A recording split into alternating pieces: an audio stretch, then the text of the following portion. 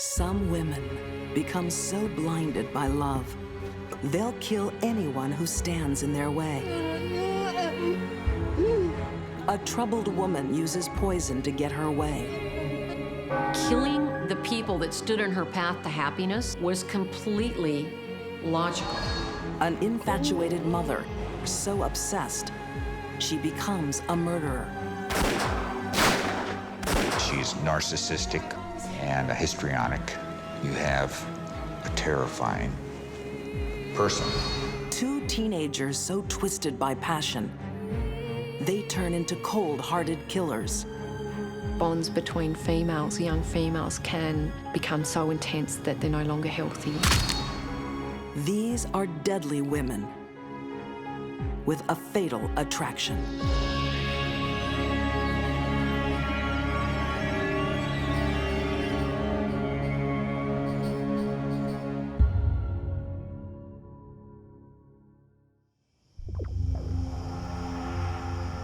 May 19, 1983.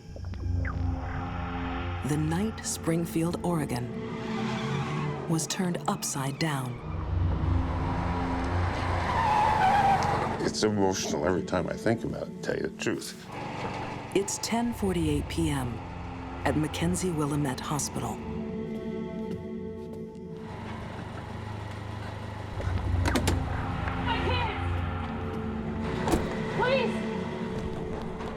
You know, it was just beyond sad. Please, somebody get my kids! A family car has become an ambulance. I got a call, said, get back to the hospital.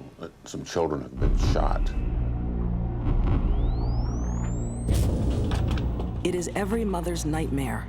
3 children gunned down by a complete stranger.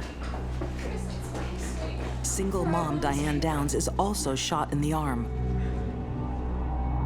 There were 3 children. That was Cheryl, Christie, and Danny. And Cheryl was already expired. Dr. Stephen Willite and his medical team try to save the 2 surviving children. Christie had a couple of bullet holes, and she had no blood pressure, no pulse. She was pasty white and appeared to be dead. These children would gradually lose consciousness, they would be experiencing pain, and their blood pressure would gradually drop. Doctors and nurses work frantically in a race against the clock. Medical attention would have to be received before critical levels of oxygen had stopped reaching the brain, at which point they would become brain dead.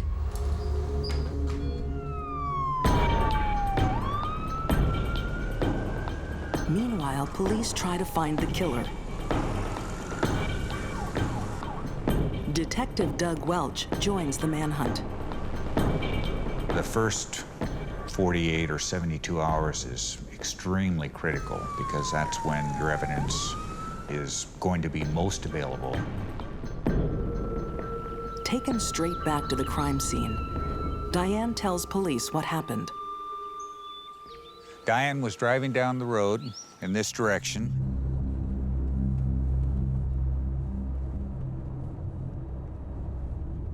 And about where I'm standing, she said a stranger appeared and flagged her down. She stopped her car, stepped out with the door open, and said, "What's the problem?" He replied, "I want your car." She said, "You've got to be kidding."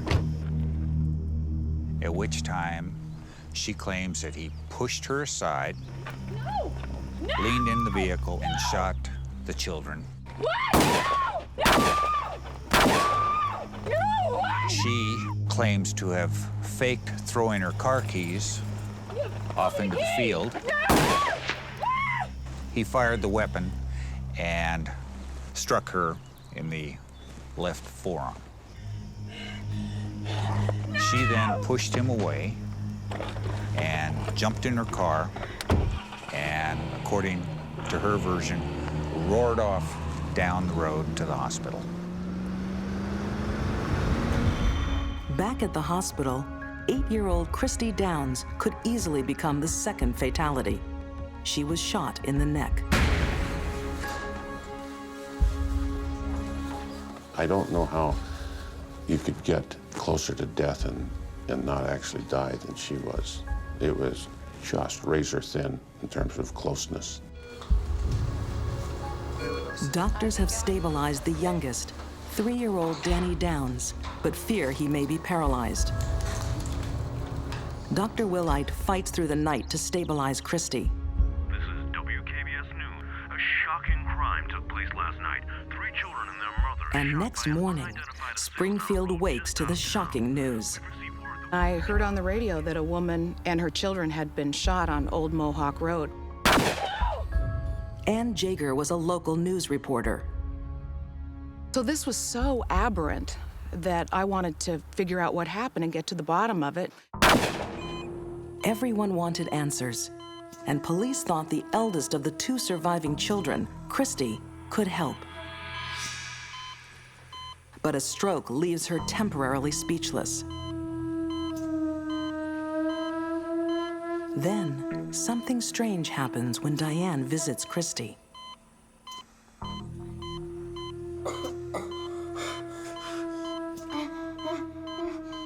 Christie seems terrified of her mother.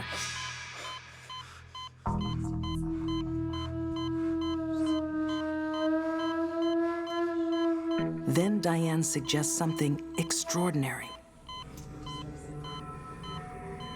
He said, you know, doctor, I think you need to pull the plug on her because I know she's brain damaged. Well, I said, no, we don't know that she's brain damaged. We've not even tested her. And that was striking to me, absolutely striking. When Detective Doug Welch hears this, he's not entirely surprised. By now, he's seriously doubting Diane's story.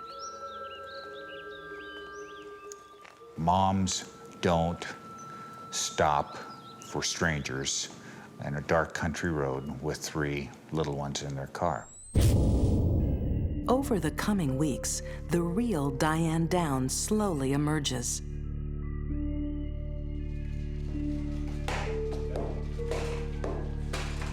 Police discover her husband left because she was a flirt. Diane had quite a reputation at the Postal Service in Arizona, where she'd worked months earlier. Diane would become attracted to a man she met very, very quickly and become sexually involved very, very quickly, and appeared to use sex as a predominant way to hang on to a man. I think she was fairly neglected as a child.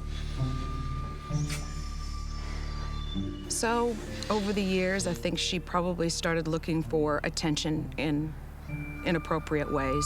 You know, when she became of age and found that men were interested in her, it was intoxicating. Her past and her behavior since the shooting has Detective Welch thinking Diane may not be a victim. She enjoyed having relationships with married men. I think the control factor there was important to her. On a number of occasions, she would start telling us about her boyfriend in Arizona and what a great guy he was and how much she missed him and how she wanted him to join her in Oregon. No, you listen to me. I had enough. But Diane's boyfriend had no intention of moving to Oregon. What? He told her it was over. He was going back to his wife. But Diane wouldn't accept it. She keeps writing seductive letters. Mom. Her obsession Mommy. Go to bed! was becoming a fatal attraction Go to bed! for those who simply got in her way.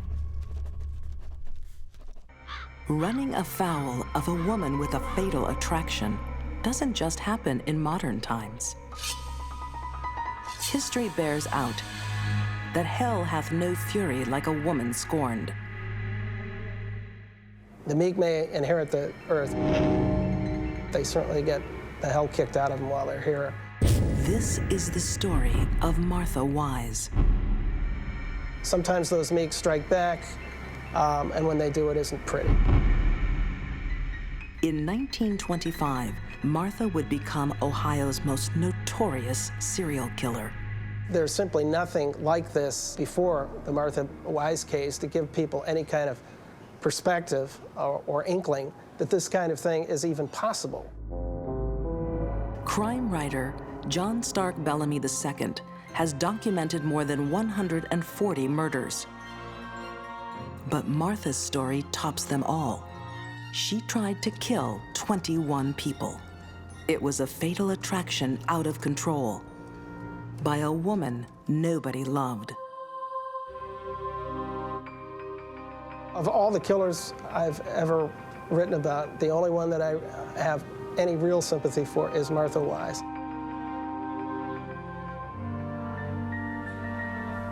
Forensic psychologist and criminal profiler Candace DeLong thinks Martha was probably suffering from what is now a well-known illness. It appears to me that she had bipolar disorder, which would certainly account for her crazy behavior throughout her life. At her husband's funeral, Martha exhibits the kind of behavior the people of Hardscrabble, Ohio had come to expect. Even her family thinks Martha has a frail mind. They heard stories of Martha yelling in the street, burning down barns, and stealing random possessions.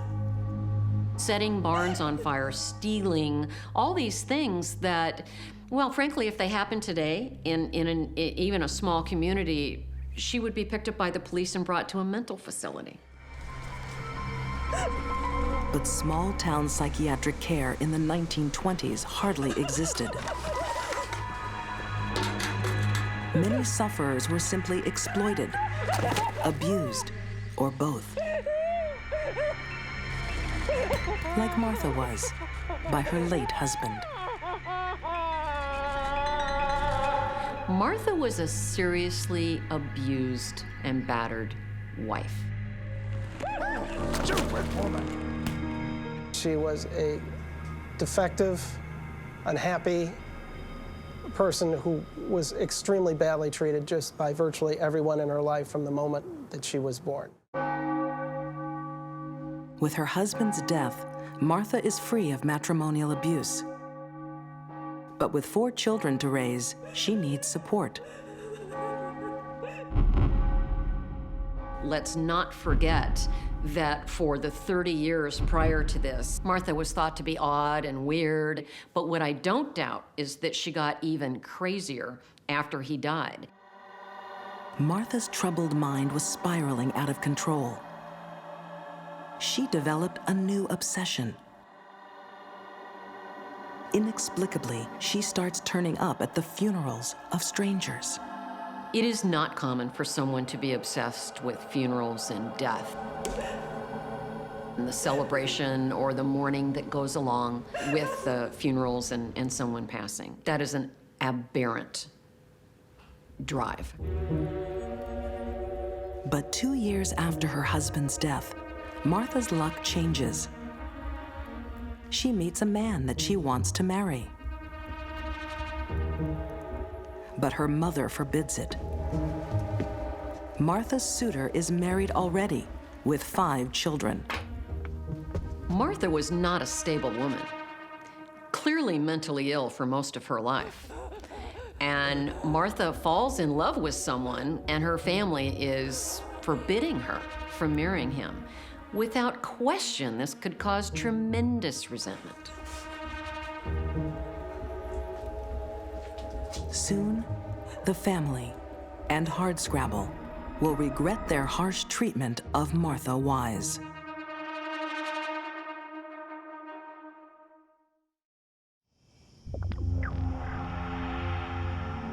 In the summer of 1983, The people of Springfield, Oregon were told a horrifying story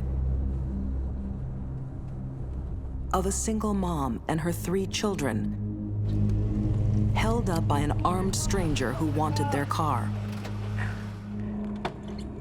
What's the problem? I want your car.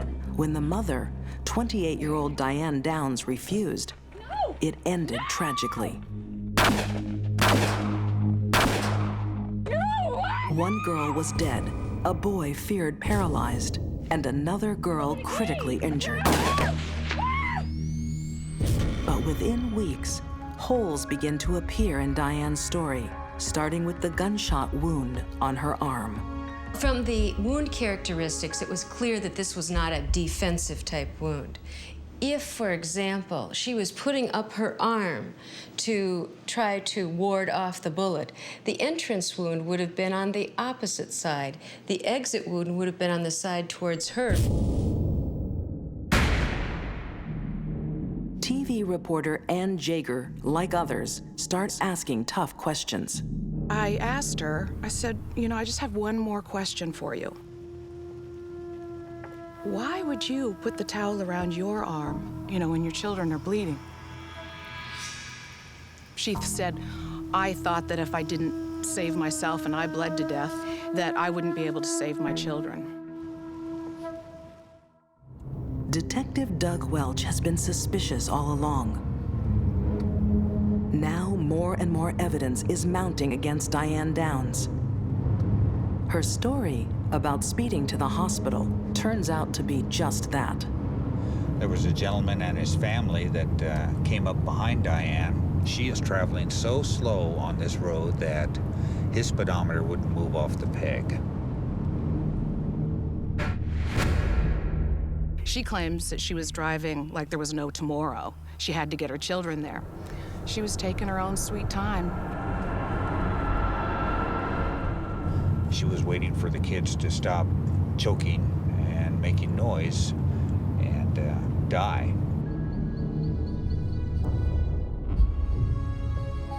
Dr. Stephen Willite, the surgeon who helped save 2 of Diane's children, also developed serious doubts. Now, you just imagine your own mother, your wife, if they lost a child, they would be absolutely hysterical, out of shape, unconsolable, and just blown. She was not that way. Diane even wants to pull the plug on her daughter.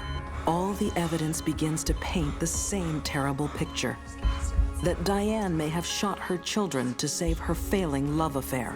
Lou! I don't care if it's got a tail, okay? Get out! Common personality traits that we see in women who kill for passion. No! Lou! Very poor impulse control, inability to deal with problems over a long term, to resolve something in a healthy, mature way. It's just simply easier to do what they want to do and get the problem off the plate. Police were moving in to arrest Diane on charges of murder, attempted murder, and first-degree assault. Ultimately, the motive was to get that boyfriend. He didn't want to be a father. She saw those kids as a burden, and she had to get them out of the way.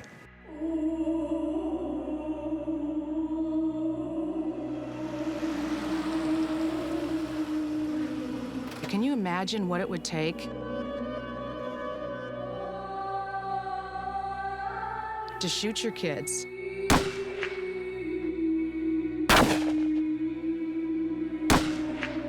Then have the willpower to shoot yourself, and then drive yourself to the hospital. That takes some guts. Prosecutors allege Diane's emergency arrival at McKenzie Willamette Hospital was an act. Diane's very intelligent. I think she did a very good job maintaining her story and being consistent for quite some time. But Diane's plan ultimately fails. There is a witness who can put her away for murder after all. Christie, the daughter. And we needed Christie to get well enough to be able to take the stand and testify as to what happened. Christie does get better. And finally, in court, tells the world her mom was the killer. You know, it was just beyond sad. It was just so hard to listen to that child tell the truth with her mother sitting there looking at her. She did an amazing job. Diane Downs is found guilty of all charges and sentenced to life imprisonment plus 50 years. In numerous unsuccessful appeals, Diane has always denied her guilt. She's calculating, she's narcissistic, and I think she has some sociopathic tendencies as well. Well, she's a sociopath for sure. She possessed the idea that because they're my children, I can do with them as I please. I could kill them if I want. She's in the right place now. Some good finally comes out of the horror of that night. Young Christie and her brother Danny get a new chance in life, with an adopted family who knows their story well. The prosecutor and his wife. I think the thing that I like to think about the most is, you know, not concentrate on the ugly, but the beautiful, is that because of that event, they had a life that they never would have had.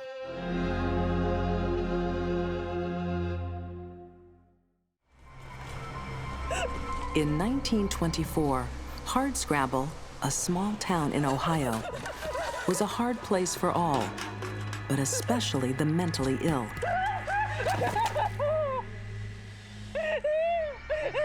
With little pity or treatment, a woman's madness consigned her to misery. Mistreated by her husband, even his death offered little relief for Martha Wise. She was desperate to find someone who would give her the love she had never received, and to support her and her 4 children.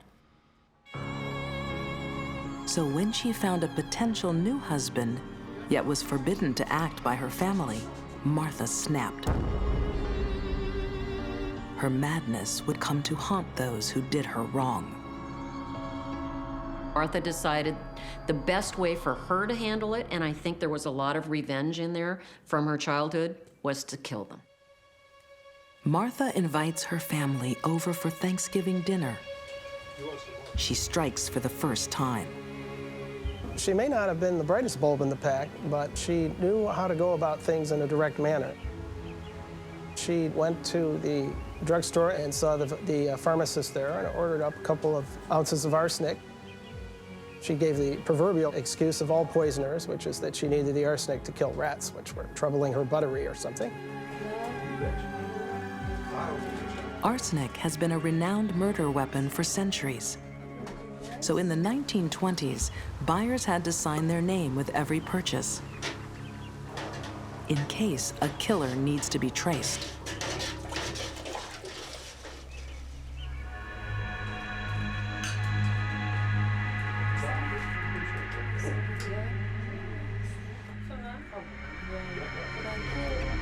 Martha plans to kill her immediate family in one meal.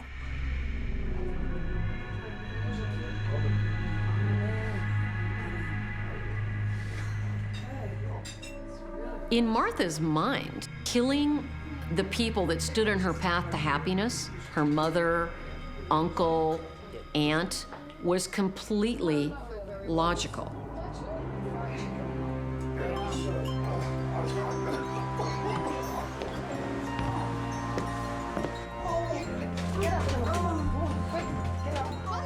Arsenic has an affinity for the cells that are near blood vessels. Almost immediately, there is damage to the blood vessels of the gastrointestinal tract. There's going to be a gastric upset. There's going to be nausea. There's going to be vomiting. There's going to be the passage of blood both up and down through the gastrointestinal tract.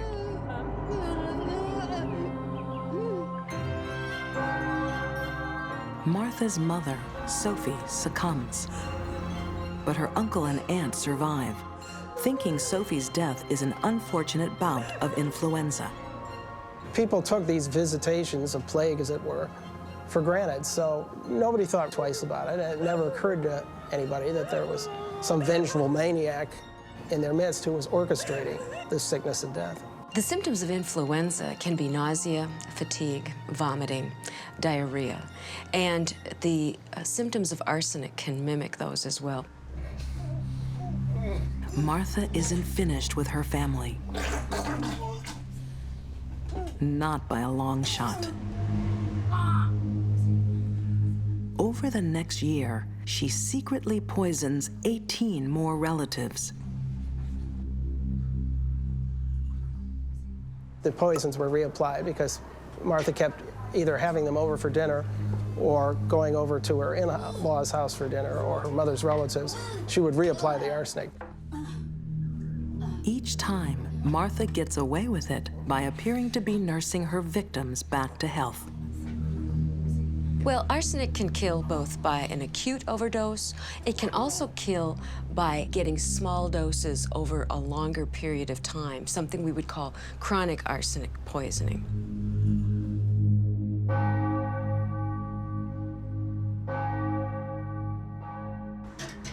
Martha is ridding herself of everyone that's in the way of her happiness. Have some water.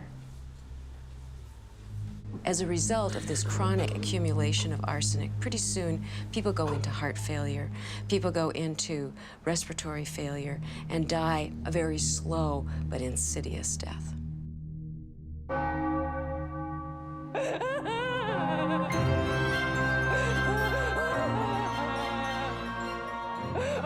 But the plan has a fatal flaw.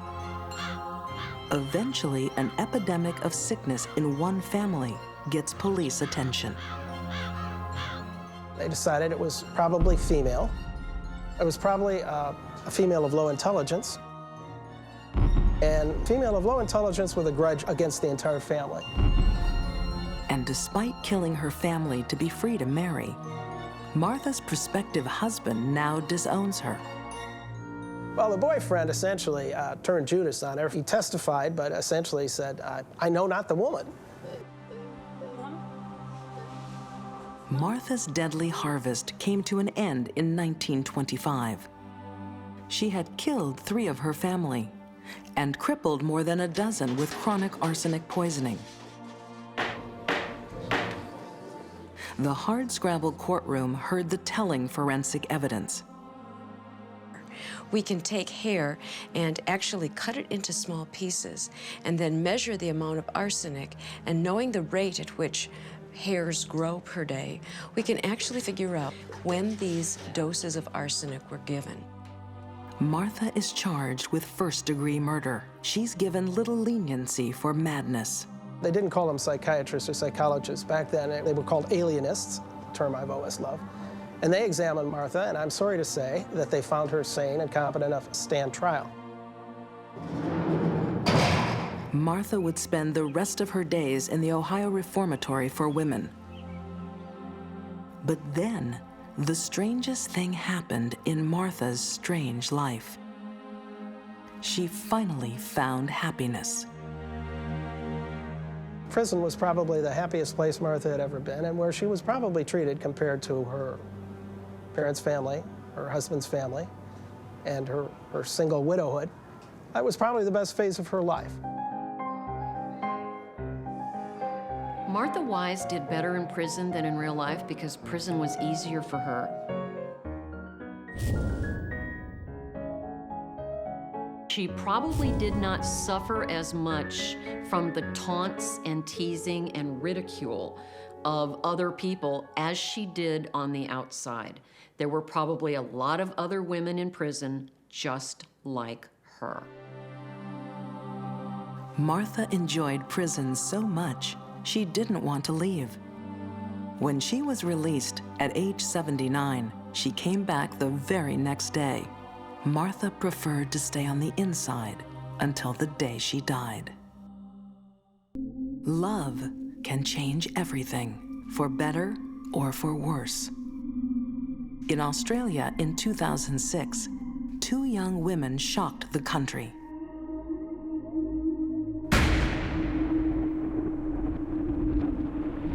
They said that they felt like they were in a movie. A surreal fantasy that became horrifying fact. A lot of us can understand murder under certain circumstances, but murder for foreplay? A fatal attraction that would end in unspeakable brutality. That's the kind of thing that scares society. The city of Perth, Western Australia. It's a relaxed town in a relaxed country. But in December 2006, this quiet suburbia became a killing ground. Young Stacy Mitchell had been arguing with her parents and decided to leave home. Stacy, being a normal, vivacious 16-year-old, did what many teenage girls do. At some point they have a family argument with their parents, and they leave. They want to get out of the house for a few weeks perhaps, and she went to stay with friends. Journalist Christiana Jones and colleague Michael Bennett are still amazed at the misfortune of Stacy's fatal choice. Stacy was left in a situation on her own, not really knowing who she was with, and she just was in the wrong place at the wrong time. A mutual friend suggests Stacy can stay with 2 lovers, 18-year-old Valerie Parashumpty and 19-year-old Jessica Stasinowski. I think that the relationship that they had, it was intense, it was possessive, it was obsessive. They wanted to prove to each other that they were committed to each other. But Stacy's arrival seems to challenge the relationship. Stacy is bubbly and attractive, and Jessica sees her as a rival. Stasinowski, who was holding down a full-time job at the time, began to get jealous of the time that Parashumpty and Stacy were spending together during the day. If Stacy was unwittingly getting between the 2 girls, Jessica makes sure it won't be for long. To her, the victim was a threat to her relationship with the other perpetrator. What the is that for? Oh, come on. Don't touch me. Don't touch me. What? What do you want? Get lost. Yeah, you go back to your mummy and daddy.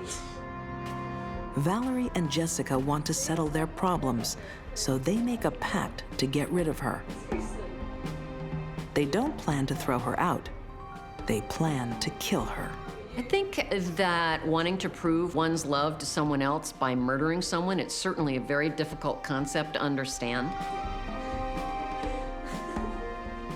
In the killer's mind, it might make sense somehow. We've certainly heard it before.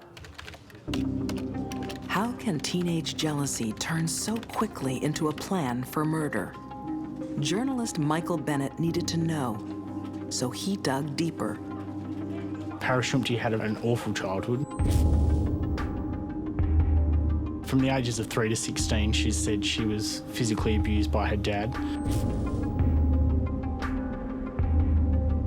Her dad at one stage went to jail for beating up his wife. It was said that she actually had to pull him off her, protected her brothers and sisters from him. She said that at one stage he held a pair of gardening secateurs to her throat, and she had to hit him with a car lock to get him off her.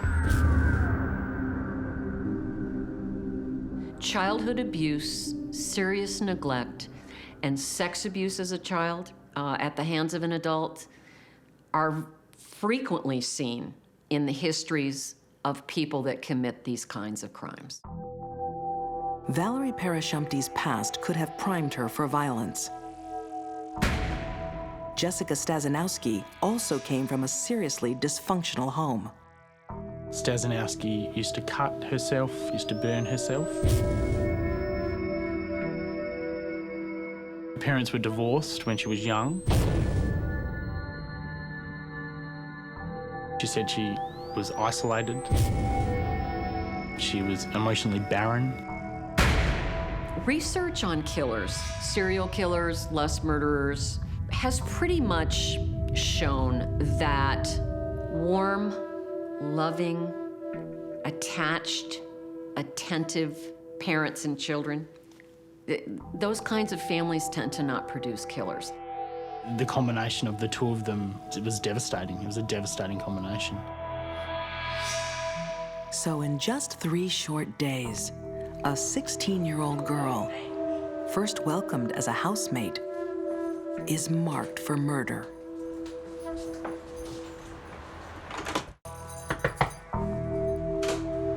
"16-year-old Stacy Mitchell has no idea she's about to become a victim in a murderous love pact. She's moved in with Valerie Parashumpty and Jessica Stazanowski for a few days after fighting with her parents. Her housemates are lovers. And now Stacy threatens to disrupt their relationship. They'd told people that apparently Stacy was pushing their buttons, that she was annoying. To prove their love for each other, Valerie and Jessica pledged to kill this girl, now considered an interloper. They wanted to prove to each other that they were committed to each other, and why they chose this way to do it, you know, who knows.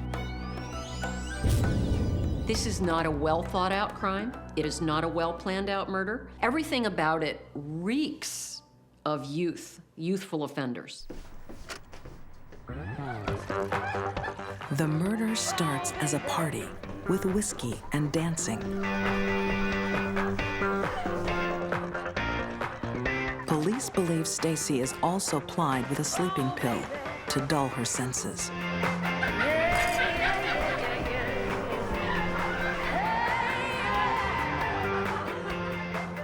The two lovers seem to be playing out a fantasy, even to the choice of music.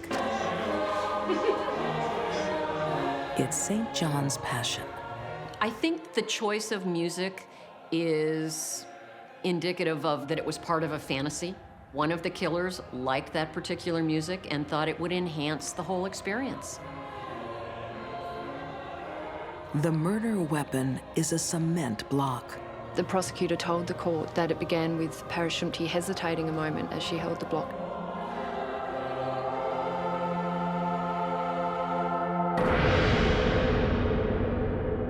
When the brain is damaged or injured, it only reacts in a couple of ways, by bleeding or by swelling.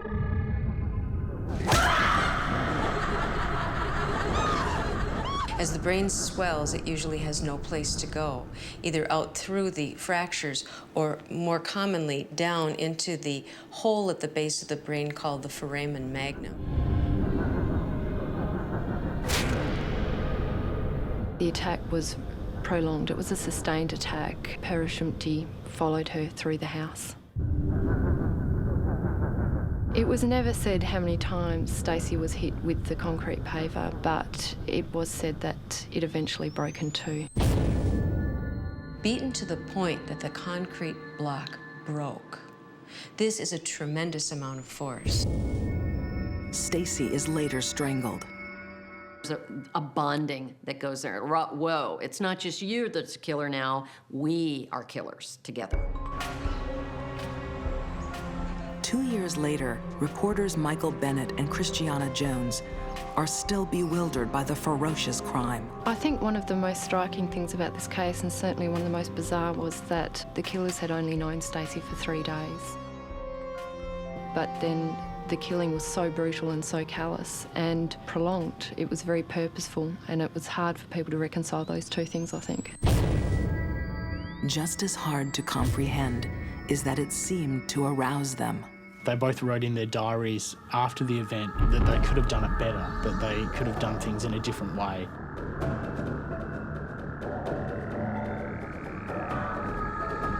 It certainly shows the depravity of both of the individuals.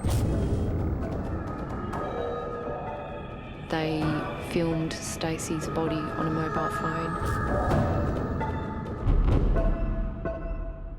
A few things can be taken from it. Look what we did, aren't we cool? The victim is so insignificant. This is something to celebrate and memorialize forever on film. And it probably sealed their fate with the jury. As if the fantasy had overtaken all reason, the girls only now think about how to dispose of the body.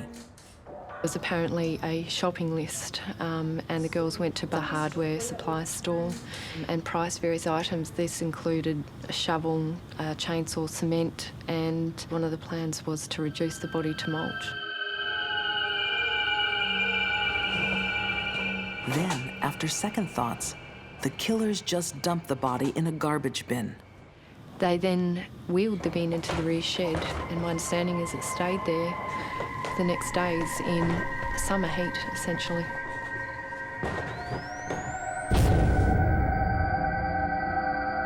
Stacey's worried parents reported her missing to police. And 4 days later, some elementary police work led them to Valerie and Jessica's place, where the bin quickly gave them away. Valerie Parashumpty and Jessica Stazanowski were convicted of murder and sentenced to 24 years imprisonment. When I first saw them in court and was watching their behaviour, I was shocked. They were smiling and giggling and having these exchanges, so much so that the judge actually mentioned it a number of times. It seemed to me they thought they were in a movie. They thought that if someone was going to yell cut and they'd walk out the doors back to their lives. Could have been just they felt no remorse. You know, they're just sociopaths to the core, and so what, we got caught. But it also could have been false bravado. The crime remains one of Australia's strangest murders. People are still coming to terms with how a dark fantasy took the life of an innocent young girl. She was 16, she was young, she was still turning into the girl that she was going to be. And I think that's one of the saddest things about this case, is that the horrific and bizarre detail overshadowed the fact that really the loss was a very young, bubbly girl who had her life ahead of her.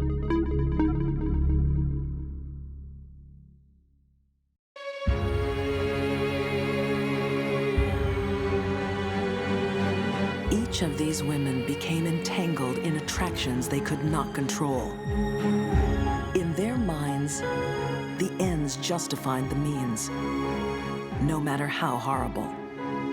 To sacrifice children, to murder an innocent teenager, to kill and maim indiscriminately.